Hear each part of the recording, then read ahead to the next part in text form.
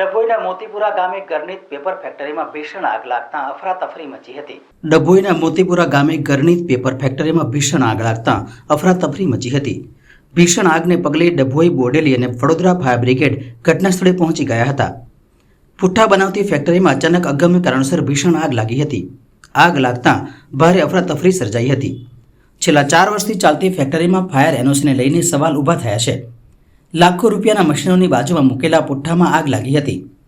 Fire વિભાગો દ્વારા આગ ઉપર કાબુ મેળવવાનું શરૂ કરાયું હતું। વડોદરા કંટ્રોલ રૂમથી અમને કોલ મળેલો કે ડભોઈ તાલુકાનું મોતીપુરા ગામ ખાતે આગ લાગેલી છે। બીઆરસી ફાયર બ્રિગેડને જેટલો કોલ મળતા ગાડી રવાના થઈ ગઈ અને ત્યાંથી જે પેપર મિલ છે એ જગ્યાએ આવી અને આગ ઉપર કાબુ મેળવવા માટે કામગીરી હાથ ધરી, જેમાં હાલ અત્યારે આગ આગળ ના વધે એના માટે કામગીરી ચાલુ છે। વડોદરા ફાયર બ્રિગેડથી ઈઆરસી ફાયર સ્ટેશનની ટીમ સાથે પાણીગેટ ફાયર સ્ટેશનની ટીમ અને અન્ય નગરપાલિકાઓની ટીમ સાથે કામગીરી ચાલુ છે। આગ જે મોટાભાગનું જે પેપરનું જે જથ્થો હતો એ સળગી ગયો છે। હવે આગળ ના વધે એના માટે અમે કુલિંગ પ્રક્રિયા ચાલુ છે।